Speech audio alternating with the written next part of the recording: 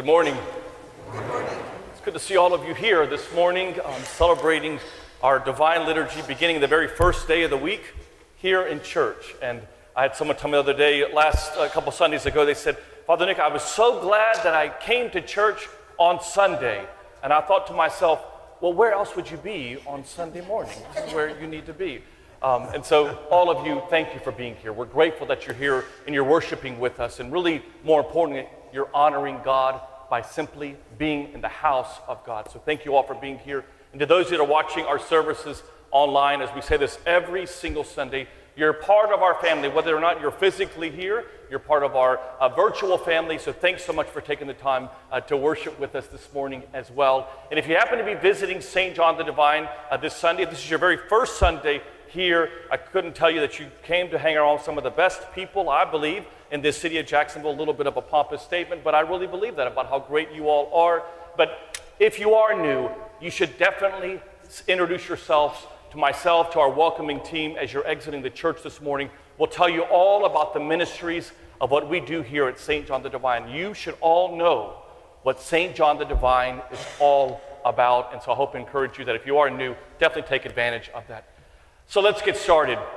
Several weeks ago, we began a sermon series entitled Living Intentionally. And over the last several weeks, you've had different speakers and homilists come out and give you a message. And today I want to kind of tie up the entire sermon series to finish this sermon series with hopefully some words that will uplift all of us to live intentionally.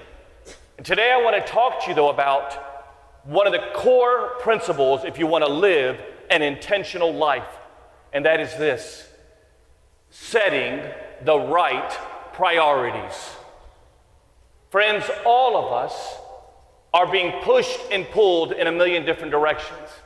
Very few of us, if I was to ask you, do you feel busy this week, would not raise their hand.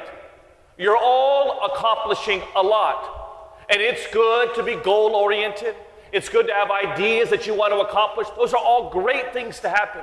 But you need to tune in real quick now, because we're living in a world that's constantly telling us that busy is better, that more is the best. And for many of us, we are tired. And what we don't realize is that we are in a spiritual battle. It's not with the man with the pitchfork and a red costume. It's the busyness that we are in. It's the priorities that the world is telling us to focus in on. And it's impacting us spiritually. It's impacting us relationally. It's impacting us psychologically. Corrie ten Boom was a Christian woman who helped hundreds and hundreds of Jewish people escape the Nazis during World War II. She became an extraordinary evangelist, someone who talked about Christianity over and over again. She puts it like this. She said, if the devil cannot get you to sin on the big things of life, then he will simply default in keeping you busy with the minutia of life. And how many of us are simply just so busy with so many priorities instead of the right priorities? So today I want to encourage you with this principle. If you don't set the right priorities over your life, the devil will set the wrong priorities to control your life. If you don't set the right ones, he'll set for you the wrong ones. If you don't set the right priorities, someone else will. When you look at the life of Christ, no one modeled how to deal with busyness better than him. Like if you were to look at Jesus Christ's to-do list for the week, at the very top it would have said, save the world. I don't know where your to-do list is compared to that to-do list, but never once in the Bible, from the book of Genesis to the final book in the book of Revelation, do you ever hear Christ say, you know what, can't make it to church because I had a meeting on Thursday, took longer than I anticipated. Can't go and help that other person who needs help because I got busy on this day. He constantly showed us that you have to have the right priorities. One time someone was asking him, what did you come down here for? He says, I came down from heaven not to fulfill my will, but the will of the Father who sent me. In other words, what he was saying is, there's going to be a lot of wills out there today. The will of the world. You need to make money. Keep making money. Put it in your 401k. Accrue. You're going to have wills of what the world tells you to do. Your friends are going to tell you to do. There's a lot of wills out there. He says, but no, don't be mistaken. I'm not going to be confused. I didn't come for the will of the world. I came to fulfill the will of the Father who sent me. And how many of us, when we stand before Christ, can say, you know what? I followed his will. But he gets it. He knows that you and I will struggle with it. So I want you to open up to the Bible verse for this week. It's on page 16 in your yellow Bibles. It's taken from the Gospel of Matthew, chapter 11. This is what we call the red letters in the Bible. The red letters are what Jesus speaks about. So it's the yellow Bible in your pews if you want to, or I'll just read it for you. For those of you that are tuning in online, we're in chapter 11, verses 28 to 30. Listen to what he says. See if he's speaking to you today. Come to me, all of you who are tired. Come all to me, those of you that feel like you're carrying a lot of loads. And I alone will give you rest. Listen to that. He's not telling you that some other person or some other book. I will give you rest. Not money, not other priorities, not other wills. Only I can give you rest. So he challenges you. He says, hey, St. John the Divine, can you take my yoke? And you all know this, we've talked about this a lot in sermons, but yoke was an instrument that they used to tie 2 oxen or 2 cows when they were plowing a field. And they would use this instrument to make sure that they would go, that whatever the oxen were connected to, this piece of yoke would make sure that they would go into a straight direction. And for some of us, we are yoked not to God, but to other areas that are occupying our life. Just think about it internally. Are you yoked to worry? Yoked to wealth? Yoked to other priorities? He's saying, be careful, take my yoke, stay connected to me, and I will give you rest. Learn from me, because I am gentle and humble. In other words, this world is going to keep having you on the rat race of life, but I'm humble and I'm gentle for you. You need me, take my yoke. For the yoke I will give you is easy, and the load that I'm going to give you is light. Compare your to-do list to that of Christ. Save the world and how he handled it compared to all of us. So I'm doing something very different today. I'm going to play on words to kind of like inspire you all. And so let me give you 3 principles that I want you to live with that are all about setting the right priorities for your life. And you can write these down if you want to go to heaven. I mean, you can write these things down if you want to, or not, you can tune in afterwards and write them down. Here's number 1. Choose mission over position. Choose mission over position. We live in a world that loves titles. Like we're all about the title, the label that we have, where we are, what kind of influence we have, how many followers on social media do I have, how many people are listening and following me. We focus a great deal on position. And can I just tell you that if you keep focusing on position, then God's mission cannot be fulfilled. Let me say it very simply in this way. If position is your priority, then God's mission is going to be a casualty. That is a great line. You don't need to acknowledge it. I'm just going to tell you it's a great line. Listen to it again. If your position is your priority, then God's mission it's going to be a casualty. His mission for our life will be a casualty. I'm going to be open and honest with all of you. For 8 years, I worked here as the youth director of this parish. And I loved it, enjoyed it. But this was not the very first parish that I was offered to go be a priest at. There were countless parishes, to be quite honest with you, and I said that in a very humble way. But I oftentimes fought it, time and time again. Why? Because Nick Lowe was focused on the position of not having to worry about anything, not trying to be at parish council meetings and all trying to be worried about all the stress that can come along with the parish. That was my thinking, a warped thinking, but back then I was all about my position of just simply being in and out.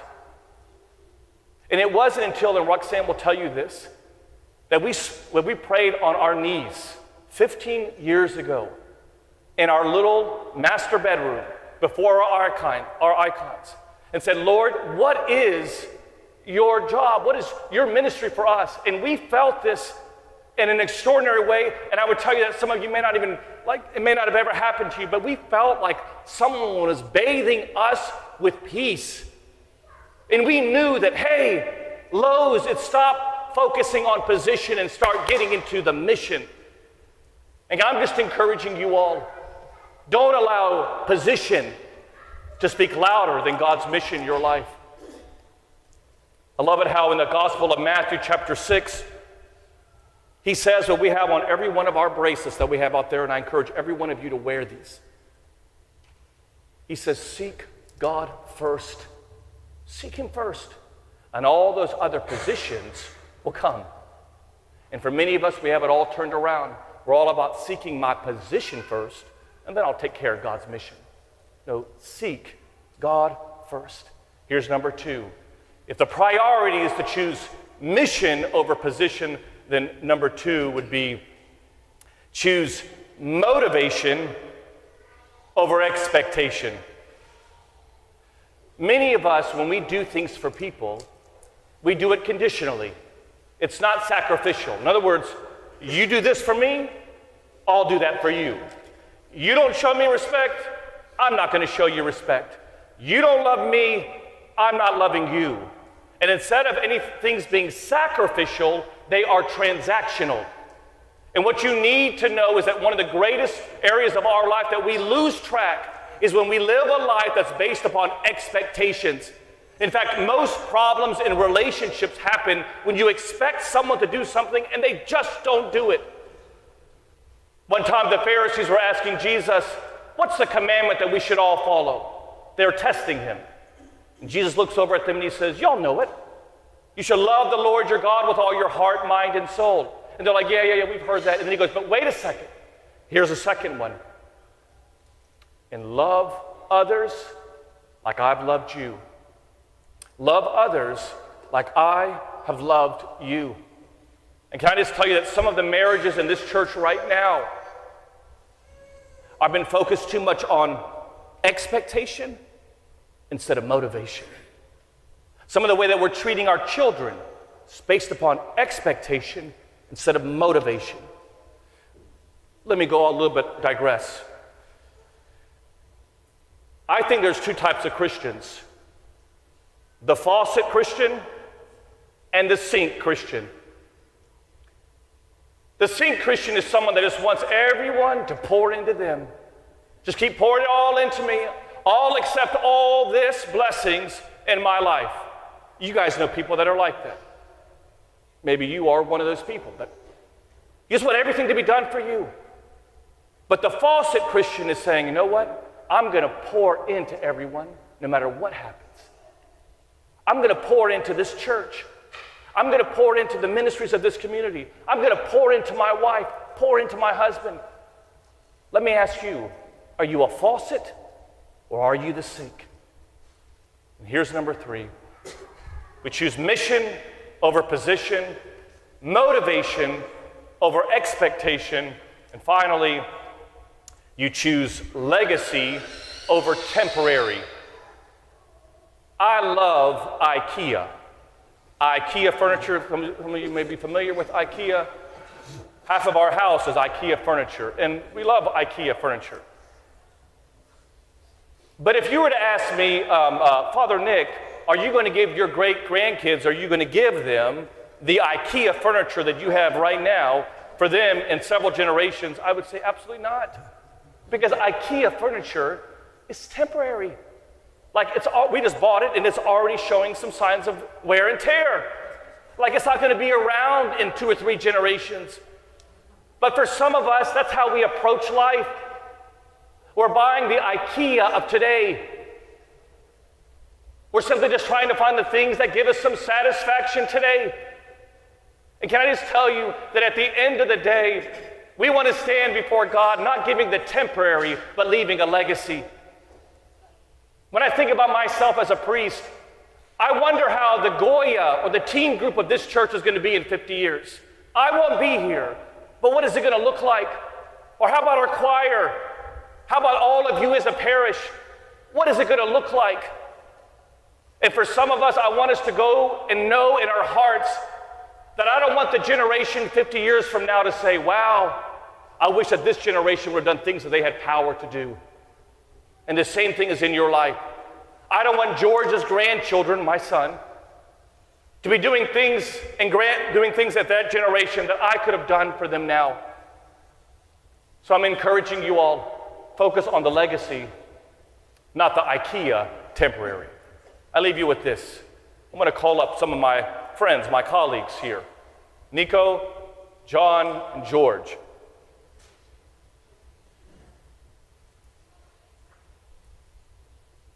I'm going to use an illustration here for all of you, okay? In the Bible, in the book of Exodus, it's an amazing book, by the way. In the book of Exodus, there's these people that are named Joshua, Moses, Aaron, and Hur. One time, the Amalekites are people who were attacking the people of Israel. They were attacking them so great that Joshua was fighting them. Joshua, being a good guy, was fighting these Amalekites. And they would win and they were beating, but then sometimes Joshua would win. And so God tells Moses, who goes up to a hill, and he says, Moses, lift your hands up in the air. And when you lift your hands up in the air, George, can you illustrate? Thank you so much, George, for doing that. We practiced that all week this week. That when you lift your hands up in the air, Joshua will be able to beat and win the battle against the Amalekites. But as Moses would hold his hands, sometimes they would get tired and they would fall. And then when Moses would get some strength, he'd lift his hands up again, and then they would win a little bit more. So what does God do? He says to Moses, go get these 2 men, Aaron and Hur, to hold up your arms. Now, this is in the middle of the summer, by the way, so you imagine that it was quite zesty. It was hot out there, obviously, and people were sweating, but you're holding someone from their armpits, but that's a whole other story that we will just, to give you an idea, an illustration of just how these people were working. And so Aaron and Hur are holding up Moses' hands, and ultimately Joshua defeats the enemy of the Amalekites. Why? Because Moses had the people that were holding him up. Can I tell you, this is what your church wants to do for you. You see, God has a dream for you. He wants you to fight for your marriage. He wants you to fight for this church. He wants you to fight for the values of this world. And you can't do it alone. You need the church to be holding your hands up, to be lifting you up and guiding you. And so I'm encouraging all of you to ask yourself, do I have my priorities straight? Because if not, you're going to get tired and you're going to ultimately lose the battle. Thanks so much, guys. So go out today, and I encourage all of you to go out, choose mission over the position. Husbands, choose the mission you're called to be in your marriage over what the position of this world says for you to be. Choose mission over position. Number 2, make sure that you choose motivation over expectation. Are you a sink or are you the faucet? And number 3, choose legacy over the temporary. Stop investing in IKEA. It's good now, it's not good in the future. Because if you don't set the right priorities in your life, the enemy will set the wrong priorities over your life. In the name of the Father, Son, and Holy Spirit. Amen. Hello, everyone, and thank you so much for downloading this message. I hope that in some small way, this sermon can inspire you, motivate you, and guide you in your walk of faith. I'm a firm believer, friends, in what I like to call practical Christianity. Basically, trying my best to give you some steps and some tips that you can follow to apply this sermon in your everyday walk of faith. And so if you have found this sermon beneficial, do me a favor. Not only do I want you to like and subscribe to our YouTube channel, where you get access to all of our sermons, but I also want you to share them with your family and your friends. Let's go out and make a difference in this world, and hopefully this sermon can be one way that we do just that. I also want you to stay in touch with us all throughout the week on our social media platforms. Friends, we're on Instagram, we're on Facebook and Twitter, all under the headings of The Lows. And this past year, Roxanne and I started sending out these daily inspirational messages. And if you would like to receive those messages, go to our website at thelows.com/subscribe. And all you have to do is simply put up your email address, and every day at 7 a.m., you'll receive one of our daily words of encouragement. And finally, friends, if I can ever be of assistance to you, do me a favor. You can stay in touch with me by going and emailing me at fathernicholas@thelows.com. That's fathernicholas@thelows.com. Once again, everyone, thanks so much for downloading this message. God bless you, and stay strong in your walk of faith.